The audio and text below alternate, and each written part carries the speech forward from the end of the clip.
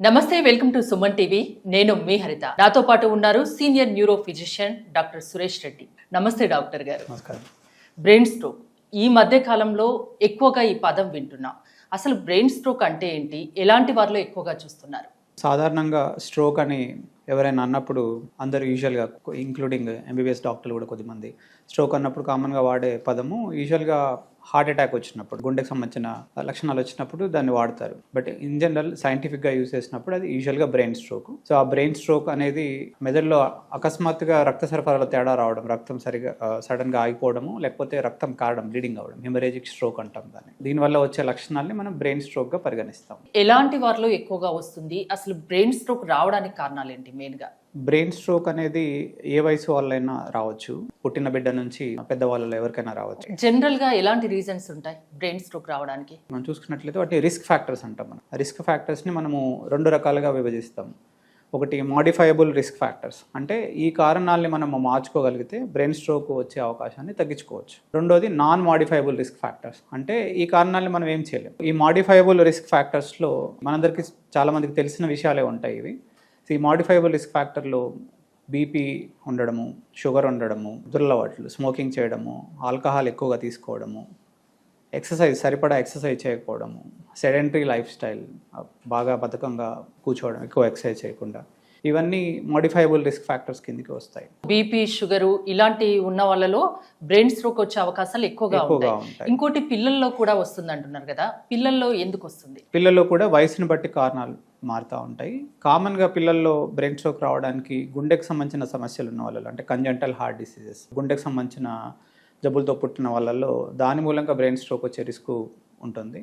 కొద్దిమందిలో రక్త కణాలకు సంబంధించిన వ్యాధులు, సికిల్ సెల్ అనీమియా అంటాము, లేకపోతే రక్త కణాలకు సంబంధించిన క్యాన్సర్లు ఉండడము, ఇలాంటి కారణాల వల్ల, కొన్నిసార్లు కనెక్టివ్ టిష్యూ డిజార్డర్స్ అంటాం, వీటి వల్ల కూడా పిల్లల్లో బ్రెయిన్ స్ట్రోక్ వచ్చే రిస్క్ ఎక్కువగా ఉంటుంది. బ్రెయిన్ స్ట్రోక్కు సంబంధించి పిల్లల్లో కానీ పెద్దవాళ్ళలో కానీ వచ్చే ముందు జనరల్గా ఏమైనా కనిపిస్తాయా సిమ్టమ్స్?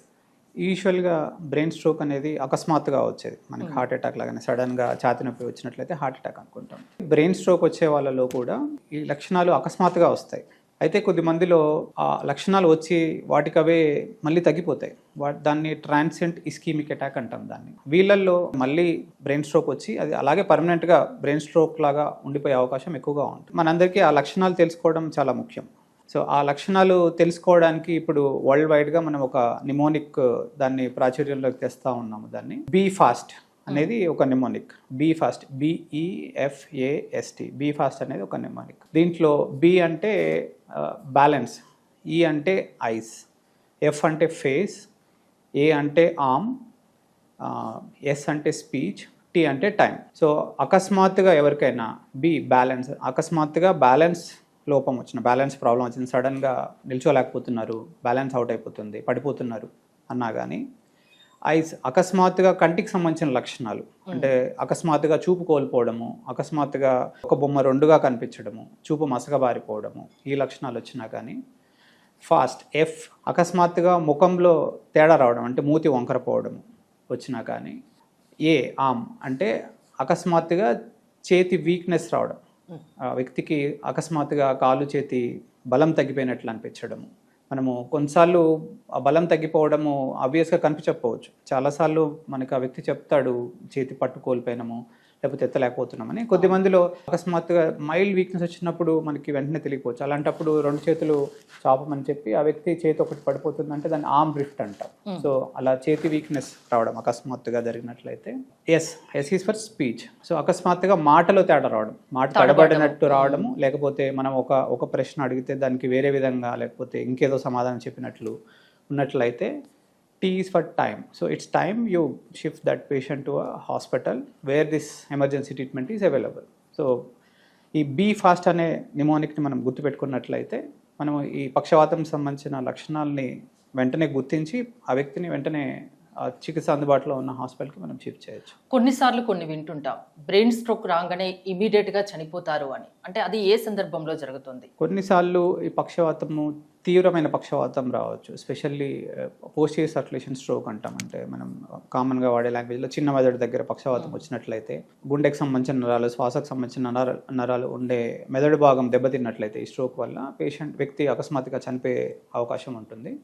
చాలాసార్లు పక్షవాతం వచ్చిన వాళ్ళు, బ్రెయిన్ స్ట్రోక్ వచ్చిన వాళ్ళలో మనకి టైం ఉంటుంది. ఆ వ్యక్తిని మనం హాస్పిటల్కి తీసుకెళ్లే టైం ఉంటుంది. ప్రాణాన్ని సేవ్ చేయొచ్చు. ఆ పక్షవాతం లక్షణాలు ఆయనకి పర్మనెంట్గా ఆయనకి ఇబ్బంది పెట్టకుండా మనం ఇమీడియట్ చికిత్స అందించినట్లయితే ఆ వ్యక్తిని ఫ్యూచర్లో కూడా డిజేబుల్డ్ పర్సన్ లాగా ఉండకుండా కంప్లీట్ రికవరీ అవకాశాన్ని మనం ఎక్కువగా ఇవ్వచ్చు తొందరగా తీసుకెళ్ళినట్లయితే. ట్రీట్మెంట్ ఆప్షన్స్ ఏముంటాయి దీంట్లో? పక్షవాతం వచ్చిన వ్యక్తుల్లో 2 విధాలుగా పక్షవాతం రావచ్చు. ఒకటి మెదడులో రక్తం గడ్డగట్టడం మూలంగా ఎక్కువ మందిలో ఈ కారణం వల్ల పక్షవాతం వస్తుంది. దాన్ని ఇస్కెమిక్ స్ట్రోక్ అంటాం. సో ఇలాంటి పక్షవాతం వచ్చిన వాళ్ళల్లో 4.5 గంటల లోపల, లక్షణాలు మొదలైన 4.5 గంటల లోపల హాస్పిటల్కి తీసుకెళ్ళినట్లయితే 2 రకాల ఇంజెక్షన్స్ ఇప్పుడు అందుబాటులో ఉన్నాయి. ఆ ఇంజెక్షన్స్ ఇవ్వడం మూలంగా ఆ పక్షవాతం లక్షణాలని పూర్తిగా నయం చేసే అవకాశం చాలా మెరుగ్గా ఉంటుంది. సో అండ్ రెండో రకం పక్షవాతము హిమరేజిక్ స్ట్రోక్ అంటాం. మెదడులో రక్తం కారడం మూలంగా వచ్చిన వ్యక్తులకి ఇంజెక్షన్ ఇవ్వలేము, కానీ వాళ్ళకి కూడా ఎమర్జెన్సీ చికిత్స చేసినట్లయితే, అంటే వాళ్ళకు చాలా మందిలో బీపీ పెరగడం వల్ల బ్లీడింగ్ వస్తుంది. సో అలాంటి సందర్భాల్లో మనము తొందరగా బీపీని తగ్గించడం ద్వారా ఆ వ్యక్తికి పక్షవాతం ఇంకా పెరగకుండా చేయొచ్చు. అండ్ అలా చేయడం ద్వారా ఫ్యూచర్లో ఆయన ఆ పక్షవాతం లక్షణాల నుంచి బయటపడే అవకాశాన్ని మెరుగుపరచవచ్చు. మనం ఎమర్జెన్సీ ట్రీట్మెంట్ అంటే ఎంత టైం లోపు మీ దగ్గరికి రావాల్సి ఉంటుంది? బ్రెయిన్ స్ట్రోక్ లక్షణాలు ఎవరికి స్టార్ట్ అయినా కానీ మనము థ్రాంబోలైసిన్ ఇంజెక్షన్ అనేది 4.5 గంటల లోపల మనము ఇవ్వగలుగుతాము. 4.5 గంటల లక్షణాలు మొదలైన తర్వాత 4.5 గంటల తర్వాత వచ్చినట్లయితే ఆ ఇంజెక్షన్ ఇచ్చే అవకాశం చాలా వరకు ఉండదు. ఇది అందరిలో ఇవ్వము, కొద్ది మందిలో ఇస్తాము. చాలా తక్కువ మందిలో ఇంజెక్షన్ ఇచ్చే అవకాశం ఉండదు. అయితే 4.5 గంటలు అనేది మ్యాక్సిమం టైం. మనము ఎంత త్వరగా ఇంజెక్షన్ తీసుకోగలిగితే, ఆ లక్షణాలు మొదలైన ఎంత త్వరగా ఇంజెక్షన్ తీసుకోగలిగితే అంత బెనిఫిట్ ఉంటుంది.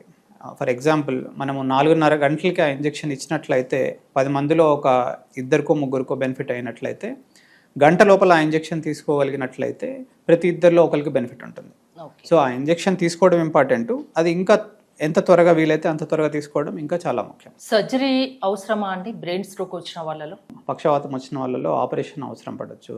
ఎస్పెషల్లీ ఎక్కువ భాగం మెదడు దెబ్బతిన్నప్పుడు డికంప్రెషన్ క్రేనియాటమ్ అనే ఆపరేషన్ ఒకటి చేస్తాము. మెదడు లోపల వాపు బాగా పెరిగిపోయి ప్రాణం కోల్పోయే అవకాశం ఉన్నప్పుడు ప్రాణాన్ని నిలపడానికి ఆపరేషన్ చేస్తాము. కొద్ది మందిలో మనం ఇందాక చెప్పుకున్న ఇంజెక్షన్ ఇచ్చిన తర్వాత కూడా ఇప్పుడు కొత్తగా ఇంటర్వెన్షన్స్, థ్రాంబెక్టమీ అనే ట్రీట్మెంట్ ఒకటి అందుబాటులో ఉంది. మెదడులో రక్తం గడ్డగట్టడం ద్వారా పక్షవాతం ఏదైతే వస్తుందో దాన్ని కరగడానికి మనం ఈ థ్రాంబోలైస్ అనే ఇంజెక్షన్ ఇస్తాం. కొద్ది మందిలో ఆ ఇంజెక్షన్ ఇచ్చిన తర్వాత కూడా అది కరగకుండా బ్రెయిన్ దెబ్బతినే అవకాశం ఎక్కువగా ఉంటుంది. సో మనం కొన్ని టెస్టులు, సిటీ స్కాన్, ఎంఆర్ఐ టెస్టులు, దాంతోపాటు యాంజియోగ్రామ్ టెస్టులు చేయడం ద్వారా అలాంటి వ్యక్తుల్ని గుర్తించి వాళ్ళకి థ్రాంబెక్టమీ అనే ట్రీట్మెంట్ చేస్తాం. అది మనకి యాంజియోగ్రామ్ లాగానే, మన గుండెకి యాంజియోగ్రామ్ చేసినట్లే మనకి రక్తనాళాల్లో వైర్ పంపించి లోపల ఏదైతే క్లాట్ ఉంటుందో దాన్ని బయటికి తీసేయడం జరుగుతుంది. సో ఆ థ్రాంబెక్టమీ అనే ఇంటర్వెన్షన్ కూడా మనము ఈ బ్రెయిన్ స్ట్రోక్ ఉన్న పేషెంట్స్లో కొద్ది మందిలో చేయొచ్చు. ఆ ట్రీట్మెంట్ తర్వాత ఆ మనిషి నార్మల్ లైఫ్ని లీడ్ చేయగలడా? కేర్ తీసుకోవాల్సి ఉంటుందా? పక్షవాతము వచ్చిన వ్యక్తుల్లో తర్వాత వాళ్ళ లైఫ్ ఎలా ఉంటుంది అనేది చాలా కారణాలని బట్టి డిసైడ్ అవుతుంది.